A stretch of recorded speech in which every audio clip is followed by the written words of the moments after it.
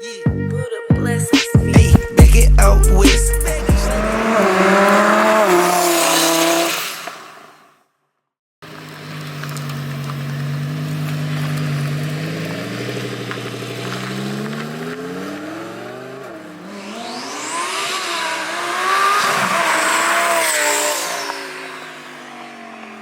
A wild card, man. A wild card. Fuck.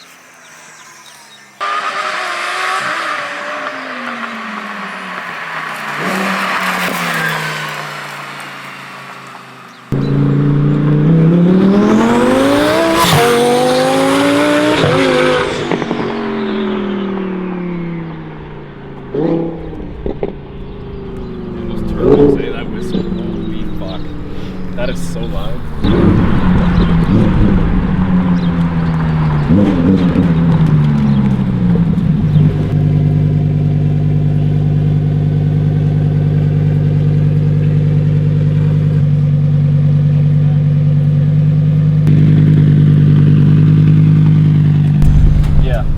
Oh, that was fucking crazy. Like, I felt that before, but like not like spinning like that. Like, of course, this car's like not that like fast to you, but like It's still fast. oh, I know it's still fast, but like I think this is like is what these cars should feel like. Yeah. You know, like our base kit and our VR1 kit. Like, that's like what these things should be from the factory. Because Absolutely. otherwise, like, I don't care if it's a Performante, I don't care if it's a Huracan or an R8 base model art of any of them. None of them, they all feel slow as shit. yeah. Like the way they are. So Yeah. for like that much And money, what's crazy? Like I've actually never driven a stock Huracan, but what's crazy about how like this drives is the mid range is so Yeah. fat and so hard. Yeah. But you get what $3.5 grand pulls like a Yeah. motherfucker all the way. Yeah. Like it's. You know, Yeah. compared Yo. to some of the other stuff that he's got, like this thing has just got the most disgustingly fat mid range. Yeah. Like, I think the only thing that's like that's got me excited lately that hasn't been something with turbos is our new NA package that we were talking about the yesterday Yeah. that made like 86, 87 wheel horsepower. Yeah. Because it feels like a supercharged car. Yeah. So like and that consists of what? That's exhaust. You guys do intakes and stuff as well. exhaust. Well, the intakes were before the actual dyno number. Okay. So they're kind of like a prototype right now. But it's just more or less intakes, flex fuel, and like a really, really dialed tune. Yeah. But that was probably a really exciting car though. Yeah. But it's still not this. Like this is what this should feel Yeah. like. Especially Performante, because Yeah. like Performantes are comically slow feeling now Yes. when they're bone stock. Like it's super boring. Like I don't think I ever want to touch another one of these after like doing Yeah. this. No. You can't. But it still probably need turbos. So Everything needs to work. Okay, so I'm here at B-Road Built. I'm here with Brandon, I'm here with Jesse, and we brought the car back. It needed some service. It's been a little bit. It's been a few years actually since I've been able to service the car. I didn't really want to take it anywhere local, and then the dealerships don't know what the fuck to do with it. So, so now that COVID's, I can get through the border easily with the car and not really have the issues that I was having. make believe issues come from Yeah. COVID. Yeah, exactly, Come back right. here for 2 years. Exactly. So now we're back. Maybe Brandon can explain what you guys did in terms of service on the car, because I actually don't. I don't even know. Yeah, no, we be just honest did. with you. We just did like routine service. So typically it's just trans flush, oil change, and plugs. Yeah. So I tend to do as many plugs as I can because a lot of people don't know like how much these cars beat the plugs up. Yeah. So I just do it with every time we need a trans flush, I'll do Got it. plugs. And you obviously swapped with a different type of plug. Yeah, we went to a Kohler plug this time. So Okay. this car's been running on the OEM plugs for Yeah. I don't know 4 years. We were just trying to figure out when it actually came here. Yeah. We don't know the exact date, but I think so. So this is an 18. I got the car when November, like November. What would it be? 17? 18. Was it 18? October of 18. Okay. Yeah. Yeah. Okay. So I came here. It came here obviously like what was it? What would it have been? March? Something like that. February. Of 2019. So interesting. I only put a couple hundred kilometers on this car. I got this car with what 70? Yeah. 70 kilometers on the car. I brought it to you with like 400 kilometers, Yeah. and it's had a twin turbo kit ever since. Yep. I have never had one issue with the car. Surprisingly enough, for the amount of horsepower the car has, it drives like Stock. like, to be honest with you, this is probably one of the more easier cars that I actually have to drive, including like the Porsche GT3. definitely way easier than the SV that I had. Definitely easier than the Aventador that I had. I had a Roadster. Honestly, it drives like it was stock until you like really get on it. Yeah. And yeah, like I said, you know, no issues, knock on wood. Yeah. But yeah, it's been a wild car, and I'm telling you, like this is an absolute head turner of a car. Like you can see, like even when you're pulling up on cars, like on a trailer, like when I was driving here, I don't trailer it a lot. This is the first time I've ever done it, but driving here. When you're pulling past cars, you can kind of see people's reaction where they're like, "Holy shit!" Like that's a Lamborghini or whatever. And then when you pull past them to see the kit in the back, they're like, "What the fuck?" Like it just blows their mind, right? Because the kit looks so wild. Yeah. And this is actually something that I want to mention because we kind of touched on this, but like Jesse and I were like, when you were gone, in what you have in there right now, the other company kit. I'm not going to mention any names or whatever. But Brandon's got another company's kit in there right now, and it looks like the biggest piece of shit. So the kit, honest to God, it looks like it's got hose clamps from like my fucking washing machine on it. Basically it does. Yeah, it basically is. It's fucking generic hose clamps, and it's got that. Is that even like what is that? The silicone where the intake connects. It looks like it was just like X-Acto knife. It's X-Acto knife. The cuts are all jagged. And like forget it that it's just silicone. Yeah. It's just a fucking silicone piece. Yeah. Right. Where this is like all titanium. Yeah. Right. And it's just the sloppiest job. If I had that done, I for sure I'd have a bumper on my car. Yeah. Like for sure.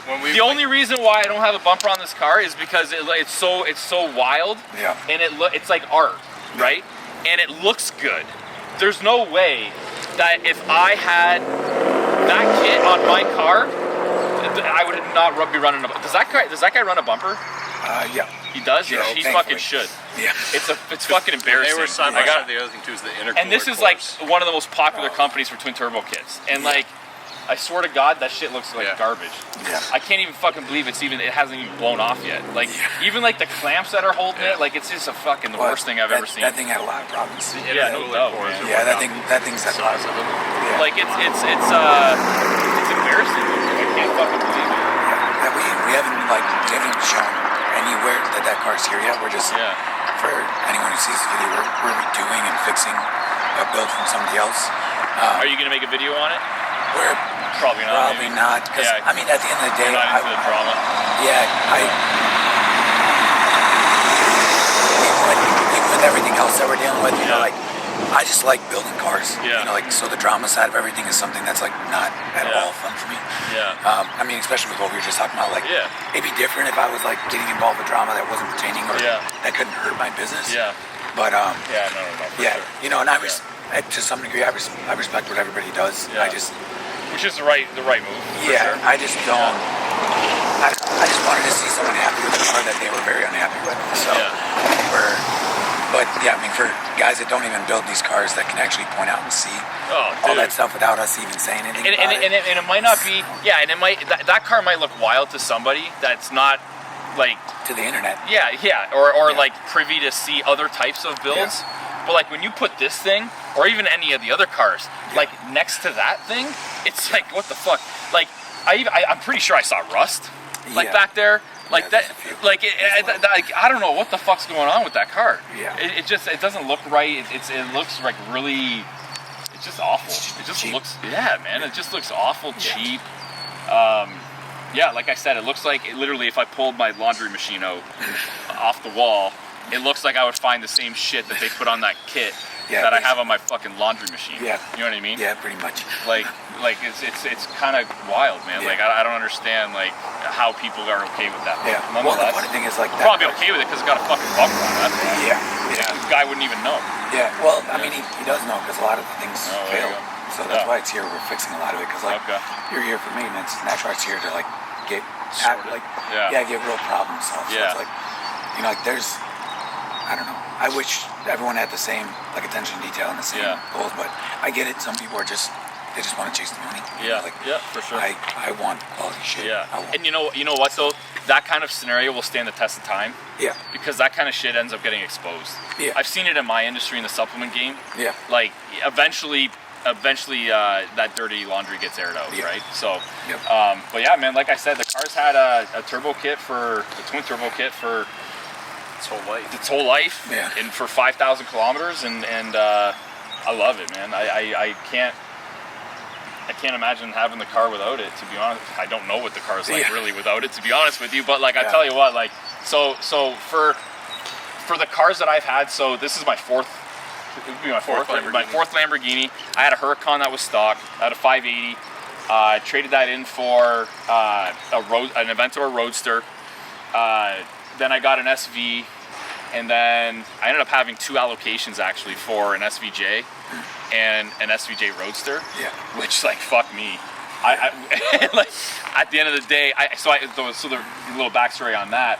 I ended up not going through with it because I ended up liking my SV more than the new SVJs. It was a little more raw, stuff like that, and I'm like, it's the same fucking car. Why am I going to pay hundreds of thousands of dollars more for the same car? Then boom, COVID hits, prices skyrocket. Right? So, you know, hindsight's 2020, but so I ended up actually letting go of those 2 allocations. But yeah, for my 4th Lamborghini, I mean, this thing, it was already blistering fast, but like this, with this kit on it, and also the fact that it's a car that like I don't feel like I gotta worry about. Like honest to God, like I'm not even joking. Awesome. The fact that like you know, with your kits and the pride behind it, as well as also like the guarantee behind it as well. Like I actually like, this is probably the car that I worry about the least. Yeah. And it's modded. Yeah. With like, you know, a lot more horsepower than stock. Yeah. So to say that, and I tell people that, and I tell people that, I'm like, you know, I've got the GT3 RS, and like that's, you know, historically Porsches are very reliable cars. I worry about that car more than this. Because it's out of the warranty and, you know, all this other bullshit. Like, I don't gotta worry about this car. Yeah. You know, you're a drive away. I could bring it here if there's any issues. I know you're gonna take care of it. And because it's what you do. It's what you're prideful of, right? Like you want to see this thing work, right? So I don't want bad phone calls. No, exactly, right? So it's actually, so like I said, it's actually something that I actually like. This is the car that I worry about the least and beat up the most. Awesome. Because of it. Perfect. Right? Yeah. Which is exactly what should happen, right? So man, it's been an absolute beast, and it's been an absolute, you know, I love the car, man. I love the car. So what made you like choose, of the 5, 6, 7, 10, whatever, however many companies there are, what made you choose B-Rogue? Like, what was your deciding factor in choosing honestly, it was Brandon and how he explained the process to me. And how he not necessarily he didn't really get into the like the drama in the industry. What I do appreciate about people when they sell me on themselves and not cutting other companies up. You get what I'm trying to say? Yeah. Because that to me lacks integrity, even though I just did it. I'm not in the industry, so I could give a fuck.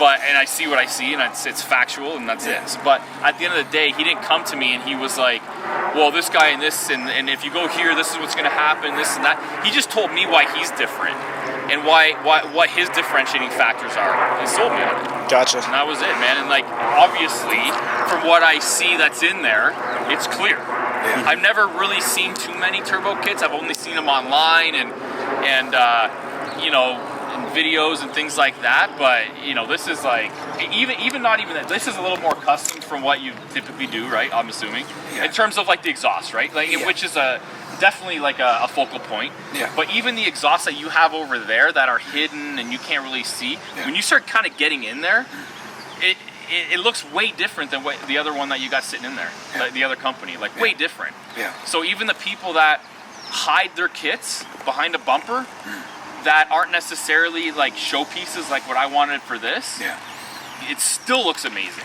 Yeah. You know what I'm saying? So when you take that, the quality doesn't change. And like you still have like the you know the carbon fiber hanger on it and whatever, you know, what the actual turbos are hanging on. What are those? What were the those? titanium and the billet. Yeah, the titanium, the billet, instead of that, whatever that piece of shit has on it.